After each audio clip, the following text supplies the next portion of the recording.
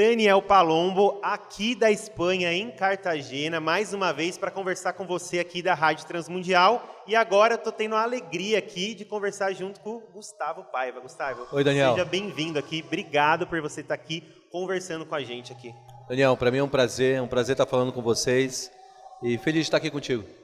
Muito. Brigadão aí. Agora a gente vai bater um papo aqui que você possa conhecer também mais Gustavo. Gustavo, fala pra gente aí um pouco sobre você, sobre o seu ministério. Quem é você aqui para o ouvinte da Rádio Transmundial? Olha só, meu nome é Gustavo Paiva, eu moro em Brasília. Eu liderei uma organização e ainda lidero uma organização para-eclesiástica chamada Nova Geração. Ela tem como objetivo levantar, treinar e equipar jovens, adultos para a sociedade. A gente acredita que Deus está levantando uma igreja que se posicione no mundo de uma maneira efetiva. Eu também sou pastor de uma igreja local, uma igreja que há 22 anos atrás foi fundada pelo meu pai, e eu vim de um background batista, então eu estudei em seminário batista. Você falou até do Enéas Tonini, aqui a gente está num congresso, por isso que você está ouvindo esse barulho, essa coisinha assim, mas você até comentou desse rio lá que veio lá do Enéas Tonini, você que é de São Paulo, você que é batista provavelmente, com certeza conhece o Enéas, né? Sim, o Enéas Tonini, o meu pastor em Brasília foi muito tocado pelo Enéas Tonini, também participou da renovação espiritual, o nome dele é pastor Vilarindo, já está com o Senhor, subiu já, foi promovido. E eu cresci nessa igreja batista, então, de lá meu pai então foi diácono nessa igreja, e depois fundou essa igreja ao qual pastorei hoje. Que legal. Uma coisa que eu queria te perguntar, que muita gente conhece também e sabe todo o seu ministério, tudo que você tem abençoado, mas eu queria que você falasse, se você puder, da sua conversão. O que Jesus fez na sua vida, o que você pode falar para o jovem que está te ouvindo e às vezes vê você casado, com uma família linda, ele mostrou aqui para a gente, os filhos dele, tudo, mas imagino que teve um momento que você teve um encontro com o Senhor, né? O que você pode falar para a gente disso? Sim, eu sou casado há 18 anos e hoje nem tem que falar isso, né? 18 anos com a mesma mulher, né? Que o negócio está ficando complicado aí. 24 anos juntos com Mara, sou pai de 3 filhos, a Isabela de 15 anos, Benjamin de 11 e Emanuele de 10, e eu cresci, meus pais se converteram quando eu tinha 7 anos de idade, então meu pai teve um encontro com o Senhor, minha mãe entregou a vida a Jesus num culto familiar, e então eu cresci nesse ambiente já cristão, né? Mas quando eu tinha minha adolescência, eu tive esse êxodo eclesiástico, eu saí da igreja e comecei a ter as minhas experiências em Brasília. Brasília, naquela época, ela tinha muito conflito entre quadras. Brasília são quadras, não são bairros. Você nasceu em Brasília, você é de Brasília? Eu sou de Brasília. Na verdade, eu sou de uma cidade do interior do Goiás chamada Formosa. Uma cidade pequenininha. E aí, com 2 dias de vida, eu fui para Brasília. Mas eu cresci na cidade, então eu tinha aqueles conflitos de gangues, aqueles conflitos entre quadras, e eu cresci no meio disso. Meus pais eram convertidos, mas eu nunca tinha tido um encontro genuíno e real com o Senhor. Apesar de ir na igreja, participar da escola dominical, todos os domingos de manhã, mas o meu primeiro toque real foi num retiro de carnaval. Minha mãe me obrigava a ir para as coisas, sabe? Eu era aquele menino que me levava para a igreja, me botava no banco de madeira da igreja batista, aqueles bancos únicos assim, né? E eu tentava levantar, minha mãe me beliscava e falava, fica na igreja, escuta o que o pastor está falando. E eu odiava ir para a sala de crianças. Então ela me fazia sentar e ouvir o que eu nunca escutei, mas de alguma maneira eu recebi. E na minha adolescência me afastei, me envolvi com esse tipo de coisa, com esse grupo de pessoas, até que eu fui obrigado a ir nesse retiro de carnaval. E nesse retiro de carnaval eu tive um encontro sobrenatural com o Senhor. Realmente eu falo sobrenatural porque não foi eu que encontrei ele, foi ele que me encontrou, e é assim que se desenrola a história. O Senhor me tocou, e naquele toque que eu tive com o Senhor, eu tive uma percepção, uma visão muito clara dentro de mim, qual era o meu destino, qual era o meu futuro. Eu vi milhares de jovens se levantando no Brasil, indo para as nações, tocando as nações, e o Senhor me falou que eu fazia parte dessa geração no futuro. E estando aqui na Espanha hoje, eu lembrei dessa palavra, a palavra da minha conversão. Me lembro que o pastor estava pregando, ele me chamou à frente, ele falou a mesma palavra que eu estava tendo do Senhor naquele exato momento. Então foi mais ou menos assim. Profundo. E você tem, dentro do seu ministério, você trabalha com liderança jovem, isso é bem latente no seu ministério. Para quem está ouvindo a gente, que é liderança jovem, ou aquele que está com o coração queimando por servir Jesus, que acaba sendo líder na sua igreja, qual que é o conselho? O que você pode ajudar para essa nova geração que está vindo? Que a todo momento, eu acredito, ou a gente é a nova geração, ou a gente está esperando a próxima, né? O rio sempre vai correndo e a gente sempre vê esse movimento acontecendo. Mas no Brasil hoje, o que você tem para falar para o Brasil, para essa liderança jovem? Deus é um Deus geracional. nunca a visão é apenas para uma geração. Deus não entrega uma visão para uma geração. A Bíblia fala que Deus era o Deus de Abraão, Isaac e Jacó. Então, sempre uma visão se estende para as próximas gerações. O que começa numa geração nunca termina só nela, se estende para as próximas. E eu acredito que hoje no Brasil nós precisamos acordar uma geração para liderar por visão.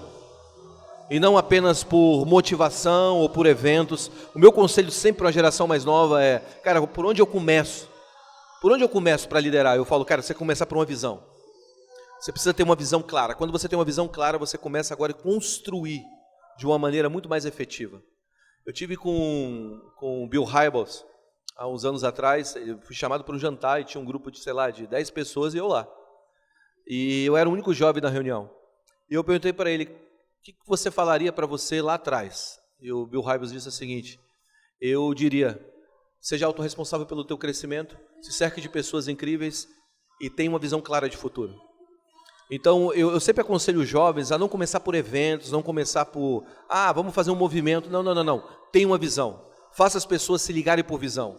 Receba de Deus uma visão clara, estabeleça fundamentos claros. Por quê? Porque quando você tem uma visão, você acaba discernindo o que é porta do que é abismo. Você acaba sendo intencional nas suas escolhas. Então, mais do que você ter uma motivação, você precisa de uma visão. E a visão vai determinar o que você abraça e o que você deixa. E outro ponto que eu queria conversar com você e ouvir de você é sobre preservar a unidade da igreja. Ao longo de todo o tempo, assim, a gente vê na Bíblia lá que o ministério do Espírito é a unidade, né? Que é preservar, é comunhão. Como que os jovens da igreja brasileira podem trabalhar com isso? E aqueles que não são líderes também, mas estão na igreja lá, como que eles podem contribuir para preservar a unidade da igreja? E até nesse momento, sempre, né? Eu acho que a todo momento... Agora pode ser o cenário político, mas amanhã pode ser uma guerra. Sempre vai haver coisas que vão contra a unidade da igreja. Como é que a gente pode trabalhar em favor para preservar isso? A gente tem que entender primeiro que unidade não é uma agenda. Às vezes nós estamos tentando criar unidade por uma agenda. A gente cria uma agenda e a gente se coloca ao redor daquela agenda e fala, olha, dessa maneira nós vamos criar unidade. Unidade não é uma agenda. Unidade também não é uniformidade. Unidade, ela parte de uma diversidade ligada ao mesmo Espírito. Então eu não acredito de maneira alguma em uma unidade sem estar ligado ao mesmo Espírito. Porque muitas vezes nós estamos levantando uma agenda e tentando fazer as pessoas se conectarem àquela agenda, e isso não é unidade. Não sendo uma agenda e não sendo uniformidade, o que seria unidade então? Talvez esse exemplo define unidade, como nós podemos viver unidade. Se você contrata um arquiteto para fazer a tua casa, aí um design de interiores, ele chega para fazer a sua casa e aí ele entrega o projeto, e quando ele entrega o projeto da tua casa, o teto é rosa, a parede é rosa, o chão é rosa, os móveis são rosa, aí você olha e fala assim, cara, que negócio é esse, cara? Tá estranho, né? E aí você fala assim, não, esse negócio tá feio, porque tá tudo monotônico. E aí você então fala assim, não, faz um projeto de verdade. E aí você coloca então uma cor cinza, uma madeira, você começa então a trazer uma beleza, uma convergência de cores, uma unidade de cores, que então gera uma beleza. Então o que seria unidade? Unidade seria a capacidade de harmonizar as coisas diferentes, que então vai gerar uma beleza. Eu acho que muita coisa feia tem sido feita pela igreja e pelo mundo também, porque nós não estamos conseguindo harmonizar os diferentes. A harmonia dos diferentes gera beleza. Então, é a capacidade de harmonizar as opiniões diferentes, a capacidade de harmonizar os seres diferentes. Deus nos fez assim. Então, a unidade ela é provocada pelo Espírito, que gera uma capacidade de harmonizar aquilo que é diferente, então revelando uma beleza. Eu acredito que é dessa maneira que nós podemos trabalhar pela unidade. É sentar nas mesas e, apesar de discordarmos, acharmos o ponto de concordância e harmonizar isso, para que a beleza do Senhor seja revelada através dos diferentes. Uma coisa que a gente precisa entender, que a oração sacerdotal de Jesus foi: Pai, faça-os um, assim como eu sou um contigo, então o mundo verá. Então, de alguma maneira, quando gerar essa unidade, essa capacidade de harmonizar as cores diferentes, o mundo vai enxergar uma verdade do Senhor que até então não foi vista ainda. Uau. E a gente está aqui na Espanha, está em Cartagena, para você que está acompanhando a gente aqui, o que é que Deus tem falado no seu coração desse movimento dos brasileiros vindo para cá? E é sempre esse movimento da igreja, o que você pode falar desse tempo que você está vivendo aqui? Eu acredito que isso é um cumprimento de palavras antigas do Brasil, né? Eu cresci numa igreja batista, depois veio um movimento de comunidades no Brasil, eu participei desse movimento de comunidades, e uma palavra que sempre perseguiu o Brasil é que o Brasil seria um celeiro de missões para o mundo. E eu acho que a gente está começando a viver isso agora, cara. Cara, é real. Onde você vai no mundo, você vai encontrar brasileiros levando a palavra do Senhor e se posicionando de uma maneira real e efetiva pelo reino de Deus em cidades e nações ao redor do mundo. Eu estava semana passada na Argentina, e eu pude ver lá na Argentina brasileiros, cara, liderando movimentos de avivamento, movimentos de unidade de igreja, pregação do evangelho. Semana que vem eu estou em Quito.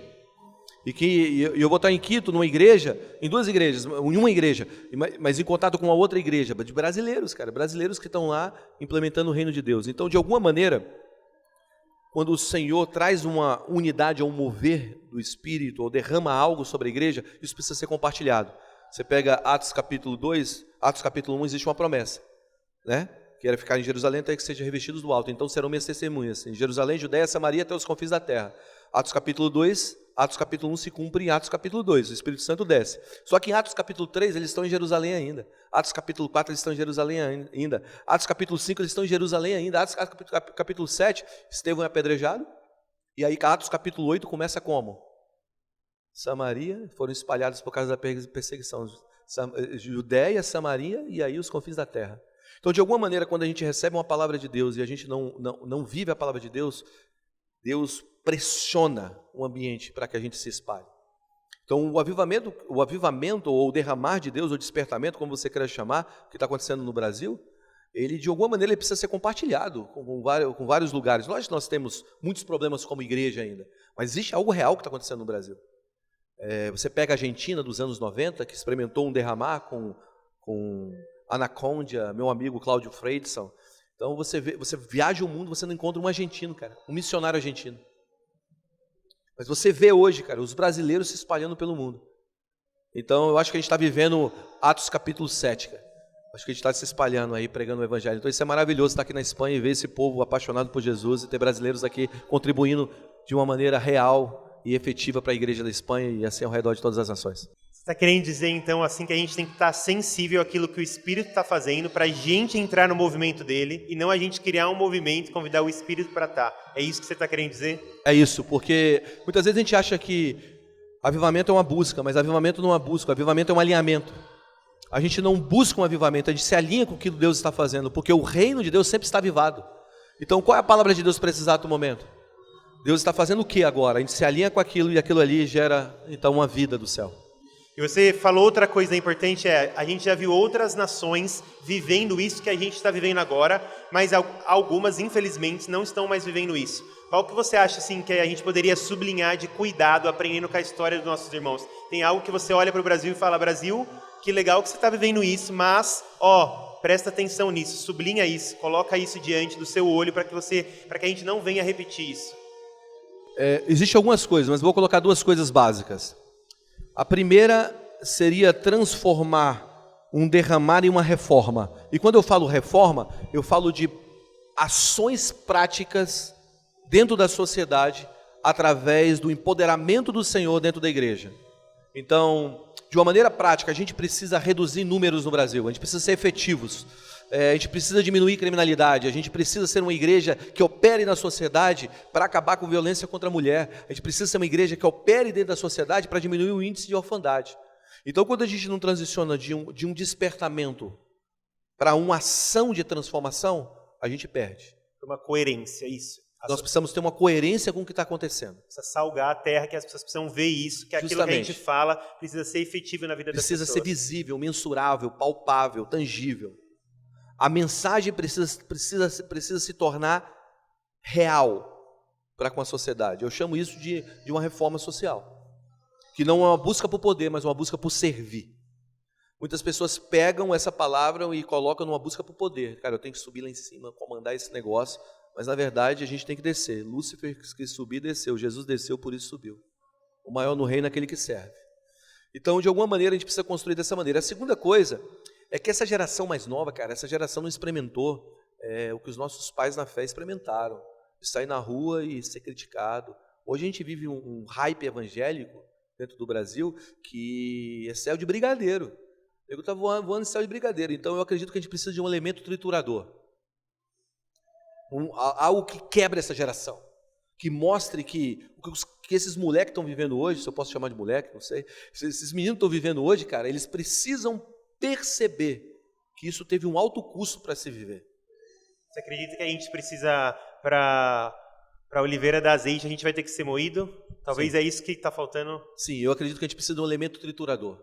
Essa geração precisa entender que não é um vídeo no Instagram que vai te hypar, vai te jogar lá para cima, sem nenhum tipo de processo para você viver aquela exposição. Eu acredito em processos.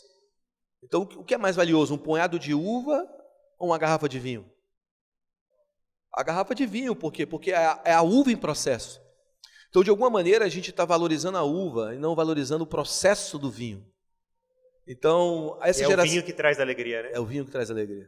Então, a gente precisa esmagar a uva. Então, a nossa geração, essa geração mais nova, ela precisa entrar em processos de transformação, servir a igreja, servir... Cara, eu digo isso, eu carreguei a mala dos meus líderes por muito tempo, cara. E era um sinal de honra e de respeito, cara. Eu lembro uma viagem que eu fui, que eu dei o meu cartão para alguém, o meu pastor falou assim, cara, você está aqui para me servir. Entende? Então, era tipo... Talvez pareça estranho, mas era o processo que eu precisava passar. Eu lavei banheiro de igreja, botei cadeira, fui sonoplasta, andava quilômetros para ir para a igreja. Sim, fala isso e não é como algo pejorativo, é um processo, né? Às vezes as pessoas falam, tá lavando banheiro de igreja, mas é o servir, faz parte da construção, né? Isso faz você... E você faz isso até hoje, né? Você só muda, você só está mudando o jeito, né? A dinâmica, mas é a formação do coração. É isso. O que eu acho o seguinte, eu acho que Deus está... Vamos lá, você pega os dois primeiros reis bíblicos. O primeiro rei chamado Saul, o segundo chamado Davi. Saul foi ungido sem processo. Davi foi ungido e entrou num tempo de quase 15 anos de processo. Quem foi o maior rei? O rei com processo ou o rei sem processo? Então, de alguma maneira, o processo, ele nos prepara para o peso do favor. Então, a internet nos deu uma visibilidade muito rápida, está chegando muito rápido lá. E, cara, eu não sou contra a internet, eu acho que, a gente sabe, não é uma palavra contra os vídeos, mas eu acredito que no meio dessa exposição, nós precisamos de uma consagração, de um serviço, de se consagrar, de se diminuir, no sentido de, eu sirvo a algo e eu preciso servir aquilo antes de chegar lá. Então, um dos maiores medos da minha vida é chegar muito rápido lá. Porque quando você chega lá despreparado, a tua exposição, o teu processo é público. É uma exposição pública de processo. E vinho bom é vinho antigo, né? Vinho antigo. Vinho antigo. Então, tudo que Deus coloca na sua mão, ou é água, ou é uva. Então você pensa lá, o primeiro milagre. Jesus mandou colocar água. O que é água? Água, se você colocar para fermentar, não vira vinho. Então, água é milagre. Mas muitas vezes nós temos uva. Uva, se você colocar para fermentar, se você colocar o processo, vira vinho. Então, existe coisa que nós estamos pedindo, Deus faz um milagre. Deus está falando, não, mano, é um processo. Anda no processo. Entende? Sim, então tem muita gente que está falando, Deus, me dá um milagre, faz isso pela minha vida. Deus fala, não, você precisa de um processo. Você não precisa, você já tem a uva. Anda o processo. E às vezes acho que a gente, como igreja brasileira, tem pedido muito milagre e não tem permitido Deus nos moer para fazer isso. Isso eu acho que vale para a transformação social, né? Deus nos deu uva para que a gente possa transformar aquilo, né? Para a gente ver isso. E às vezes a gente não quer ir lá no meio da sociedade, trabalhar, sofrer aquilo para que as pessoas possam experimentar o amor de Deus, né? É, justamente isso. Eu acredito que nós precisamos de uma nova era de mártires. E no sentido de, não é que alguém está nos matando, mas a gente se sacrificando por causas. Ser Cristo, né? Ser Cristo. É isso então, obrigado por essa conversa, obrigado por tudo isso que a gente conversou aqui.